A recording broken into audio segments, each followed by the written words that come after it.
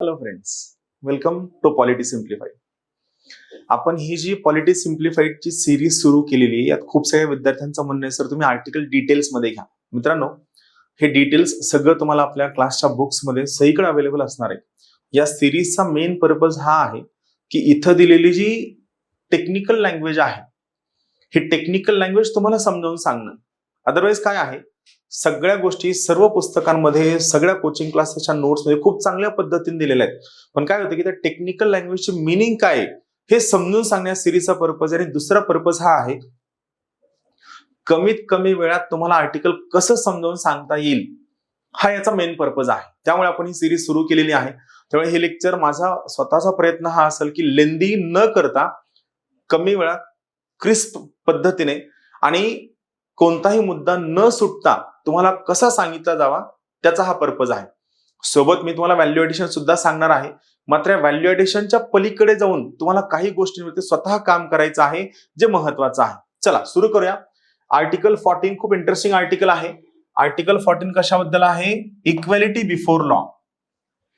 Article 14 वरती खूपदा प्रश्न विचारला गेलेला आहे. आयोगाचा आवडता आर्टिकल आहे. युपीएससीचं मोस्ट फेवरेट आर्टिकल आहे. आर्टिकल 14 शी रिलेटेड काहीही तुमच्या आजूबाजूला इव्हेंट घडली तर लक्षात घ्या, त्याच्यावरती न्यूज पेपरमध्ये ट्रॅक ठेवत चला, त्यावरती नक्की प्रश्न येणार आहे. आता आर्टिकल 14 ला पुढे जाण्याच्या अगोदर आपण थीम क्लिअर करून घेऊया. मी मागे सुद्धा तुम्हाला सांगितलं होतं की प्रिपरेशन करताना आपण काय करतो, आपण तो कन्सेप्ट समजून न घेता, त्या कन्सेप्टची थीम अंडरस्टँड न करता, त्या कन्सेप्ट मधल्या बारकाव्यांवर खूप जास्त एनर्जी स्पेंड करतो. आणि ही एनर्जी एवढ्या मोठ्या प्रमाणात स्पेंड करतो की एक वेळ अशी येते की तुम्हाला तो कन्सेप्टच क्लिअर होत नाही. आणि मग तुम्ही त्या डिटेलिंग मध्ये अडकून पडता आणि कन्सेप्ट क्लिअर न करता पाठांतर करता. आणि मग अडचण अशी येते की गोष्टी आज पाठ असतात, उद्या पाठ नसतात. पण जर कन्सेप्ट क्लिअर असेल तर लक्षात घ्या की तुम्हाला आज गोष्टी जरी पाठ नसल्या तर त्या कन्सेप्टच्या बेसिसवरती उद्या गोष्टी सहज लक्षात राहतात आणि एक्झाम मध्ये तुमचा आन्सर क्लिअर होण्यासाठी खूप जास्त मदत होते. सो बेसिकली पहिला पॉईंट तुम्हाला सांगतो, आर्टिकल 14 ची थीम काय आहे. तर सगळ्यात पहिली गोष्ट लक्षात घ्या, आर्टिकल 14 मध्ये 3 कॉम्पोनेंट आहेत. सगळ्यात पहिला आहे इक्वॅलिटी बिफोर लॉ, दुसरा आहे equal protection of law, equal protection of law, आणि तिसरा आहे आर्टिकल 14 ज्याचा बेसिस आहे. Article 14 is basis of rule of law. Rule of law म्हणजे काय? कायद्याचे राज्य.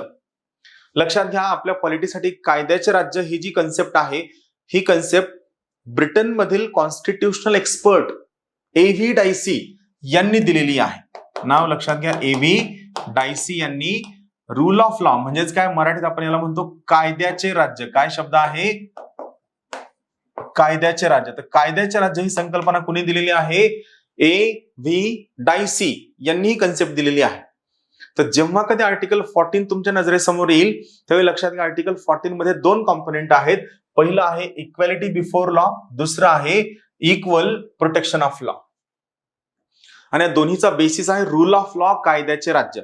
चला आपण आर्टिकलची लँग्वेज काय ती अंडरस्टँड करून घेऊया. See the state. आता काय, द स्टेट हा वर्ड आपण पाहितलाय. आता आठवत आपण स्टेटची डेफिनेशन कुठं पाहितलेली आहे? स्टेटची डेफिनेशन आपण आर्टिकल 12 मध्ये पाहितलेली आहे. The state shall not deny to any person. इथं पहा, मला सांगा सिटीजन हा शब्द वापरलाय का? Any person. याचा अर्थ article 14 is applicable to citizens as well as non citizens foreigners also.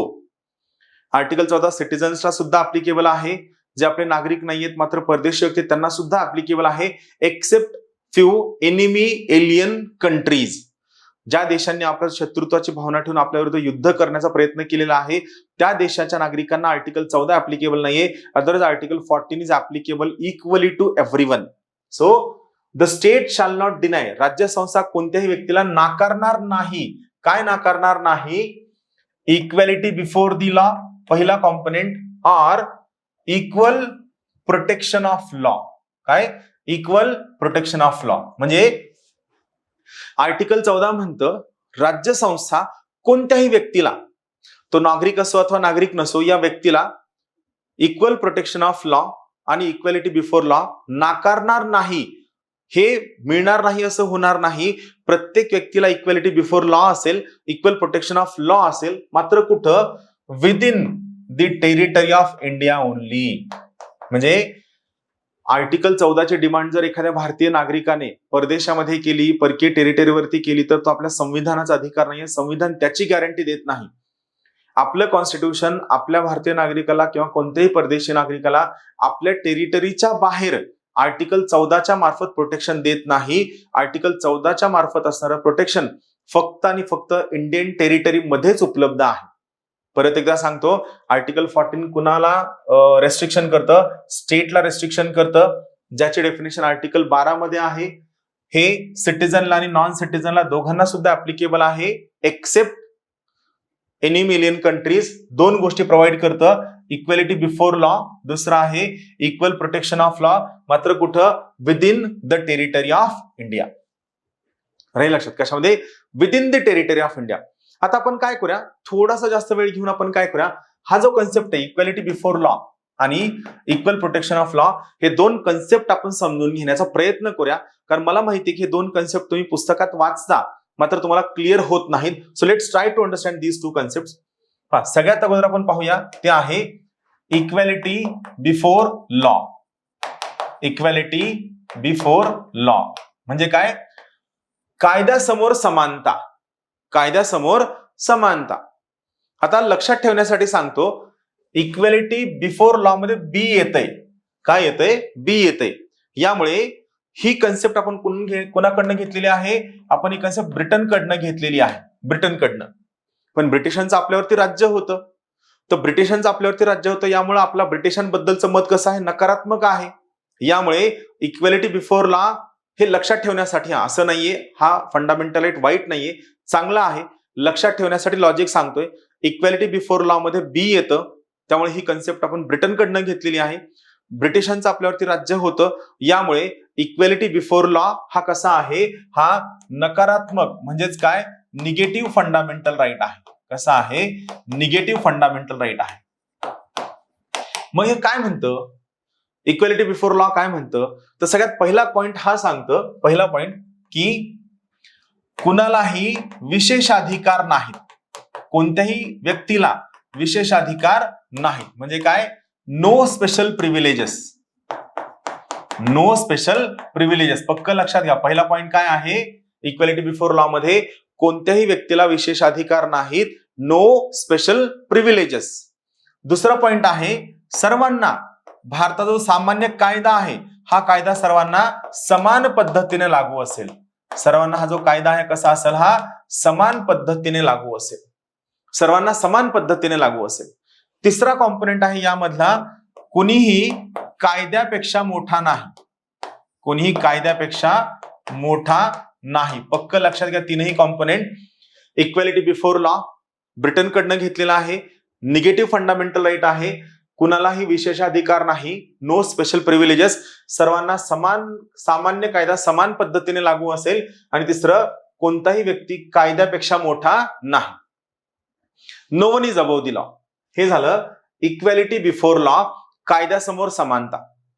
याचा दुसरा कॉम्पोनेंट तो काय आहे? तो आहे equal protection of law. Equal protection of law. यामध्ये काय आहे? यामध्ये पण तीन घटक आहेत. यामध्ये पण तीन घटक आहेत, पण हे तीन घटकांचा अर्थ जवळपास सेम आहे. सो मी तुम्हाला काय करतो, या ठिकाणी एकच पॉइंट सांगतो जो तुम्हाला क्लिअर व्हायला हवा. काय तो पॉइंट आहे? Like should be treated alike. समान व्यक्तींना समान वागणूक द्या, समान परिस्थितीमध्ये असणाऱ्यांना समान वागणूक द्या, समान परिस्थितीमध्ये नसणाऱ्या लोकांना अगोदर समान पद्धतीने आणा आणि मग त्यांना संरक्षण द्या. हे आर्टिकल 14 म्हणतं. आता पहा, थोडं कन्फ्युजन होऊ शकतं, मी क्लिअर करतो की लाईक शुड बी ट्रीटेड अलाइकचा अर्थ काय. कायद्याचं समान संरक्षण कुठनं घेतलंय? तर बेसिकली लक्षात घ्या, हे आपण अमेरिकेकडनं घेतलेलं आहे, आणि अमेरिकेचं आपल्यावर राज्य नव्हतं, यामुळे हे फंडामेंटल राईट कसा आहे? हा fundamental right positive fundamental right आहे. हा फंडामेंटल राईट सकारात्मक फंडामेंटल राईट आहे. कसा आहे? पॉझिटिव्ह फंडामेंटल राईट आहे, सकारात्मक फंडामेंटल राईट आहे. आता पहा आर्टिकल 14 काय म्हणतं, इक्वल प्रोटेक्शन ऑफ लॉ कशाबद्दल बोलतो पहा. समजा आपण एक रेस लावली, हा ट्रॅक आहे. आता रेस सुरू असताना या ठिकाणावर समजा रेस सुरू होणार आहे. तर मग ही रेस सुरू होत असताना इथं काय आहे, एक व्यक्ती जो फिजिकली फिट आहे, ऍथलीट आहे, दुसरा व्यक्ती दिव्यांग आहे. दिव्यांग, मला सांगा फिजिकली फिट व्यक्ती आणि दिव्यांग व्यक्ती म्हणजे स्पेशली एबल्ड व्यक्ती, हे दोन लोक समान कंडिशन मध्ये आहेत का? नाहीयेत.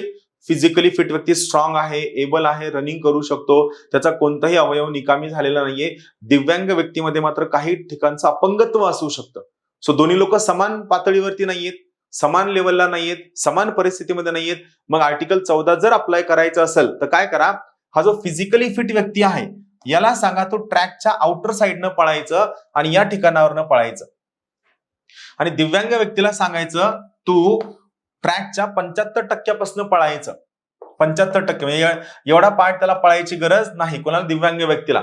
या दिव्यांग व्यक्तीने सुरुवात इथून करायची आणि त्याने फक्त एवढा पोर्शन कव्हर करतो पण ट्रॅकच्या आतमधल्या बाजूने. मला सांगा या व्यक्तीची कॅपॅसिटी उभी करून आपण याला काय केलं, आपण या व्यक्तीला या ठिकाणावरून रेस करायला सांगितलं, ते पण ट्रॅकच्या आतमधल्या बाजूनं. म्हणजे आपण काय केलं लक्ष देऊ नाही का, आपण काय केलं, अनइक्वल सर्कमस्टान्सेस, असमान परिस्थितीमध्ये असणाऱ्या या दोन लोकांना अगोदर काय केलं, इक्वल सर्कमस्टान्सेस मध्ये आणलं. फिजिकली फिट व्यक्तीने इथून पळायचं, ट्रॅकच्या बाहेरच्या बाजूने पळायचं. दिव्यांग व्यक्तीने इथून रेस करायची, तर ट्रॅकच्या आतमधल्या बाजूने पळायचं. आणि दोघांची रेस कुठं संपणार? दोघांची रेस याच ठिकाणी संपणार, याच ठिकाणी. इथं त्यांचं फायनल असणार. बरोबर आहे. म्हणजे दोघांना अगोदर समान परिस्थितीमध्ये आणायचं आणि मग त्यांच्यात कॉम्पिटिशन लावायचं. याला म्हणायचं equal protection of law. Interesting concept आहे, लक्षात घ्या. जी लोक असमान परिस्थितीमध्ये आहेत, अनइक्वल सर्कमस्टान्सेस मध्ये आहेत, त्या लोकांना जर समान पद्धतीने ट्रीट केलं तर संविधानाच्या आर्टिकल 14चा भंग होतो. आणि जर हा आर्टिकल 14चा तुम्हाला भंग होऊ द्यायचा नसेल तर त्या पर्टिक्युलर केसमध्ये तुम्हाला स्पेसिफिकली अगोदर दोनही व्यक्तींना समान लेवलला आणावं लागेल, समान पातळीवरती आणावं लागेल आणि मग त्यांना समान कायदा लागू करावा लागेल. याला म्हणायचं कायद्याचे समान संरक्षण किंवा इक्वल प्रोटेक्शन ऑफ लॉ. आता या दोन्हीचा बेस काय आहे? या दोन्हीचा बेस आहे तो आहे rule of law. Rule of law म्हणजे काय? कायद्याचे राज्य. बेसिकली लक्षात घ्या, कायद्याचे राज्य हा आर्टिकल 14चा बेस आहे. आपल्या संविधानात कायद्याचं राज्य मेन्शन नाहीये, पण ते कायद्याच्या राज्यावरती आधारित आहे. ही संकल्पना A.V. डायसी यांनी दिलेली आहे, पक्की लक्षात घ्या. हे कोण होते?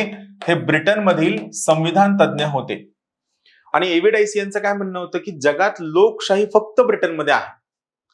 A.V. डायसी यांचं म्हणणं होतं की जगात कुठंच लोकशाही नाही, फक्त ब्रिटनमध्ये लोकशाही आहे. इतर सगळ्या ठिकाणी प्रशासकीय राज्य आहे, तानाशाही आहे, बार्बॅरिझम आहे, हिंसरपणा आहे. सो जर सुसंस्कृत, सहिष्णू लोक जर कुठं राहत असेल तर फक्त ब्रिटनमध्ये राहतात, असं A.V. डायसी यांचं म्हणणं होतं. आणि मग त्यांनी काय केलं, त्यांनी रूल ऑफ लॉच्या 3 कन्सेप्ट दिल्या. रूल ऑफ लॉचे 3 कन्सेप्ट दिले. त्यातला पहिला कन्सेप्ट काय होता? No arbitrary power. म्हणजे रूल ऑफ लॉ कुठं असणार आहे? ज्या कोणत्याही ठिकाणी अनिर्बंध सत्ता नसेल त्या ठिकाणी रूल ऑफ लॉ असेल. म्हणजे कायद्याचं राज्य स्थापन करण्यासाठी सगळ्यात पहिला कॉम्पोनेंट त्यांनी काय सांगितला? अनिर्बंध सत्ता नको. म्हणजे कोणत्याही प्रकारची अनलिमिटेड पॉवर असणार नाही. प्रत्येक ठिकाणी त्या ठिकाणी काय असणार आहे? बंधनं असणार आहेत.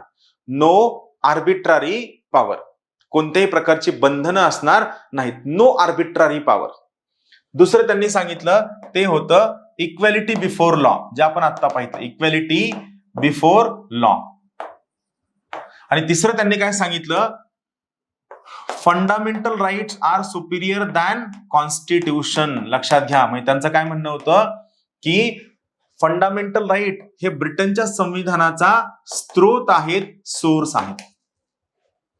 तर यापैकी पहिला कॉम्पोनेंट आपल्याला लागू होतो, दुसरा कॉम्पोनेंट आपल्याला लागू होतो, तिसरा कॉम्पोनेंट आपल्याला लागू होत नाही. ब्रिटनमध्ये मूलभूत हक्क हे ब्रिटिश संविधानाचा सोर्स आहेत. और इंग्लिश मध्ये एक वाक्य आहे, British constitution flows from fundamental rights. I repeat once again, British constitution flows from fundamental rights. याचा अर्थ काय की ब्रिटिश कॉन्स्टिट्यूशन कुठून उगम पावलेलं आहे? फंडामेंटल राईट्स पासून उगम पावलेलं आहे, असं एव्ही डायस यांचं म्हणणं होतं. आपल्याकडे असं नाहीये, आपल्याकडं कॉन्स्टिट्यूशन खूप मोठं आहे आणि यातला एक छोटासा भाग काय आहे? फंडामेंटल राईट आहे. सो इंडियामध्ये काय आहे? इंडियामध्ये constitution is always superior than fundamental right.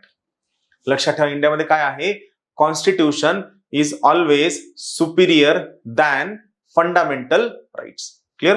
So हे होतं आर्टिकल 14. खूप महत्वाचं आणि इंटरेस्टिंग होतं. हे पक्क लक्षात घेत चला. मी सांगितलं अनालिसिस पुन्हा पुन्हा वाचा. हे अनालिसिस माइट बी पुस्तकामध्ये मिळणार नाही. धन्यवाद.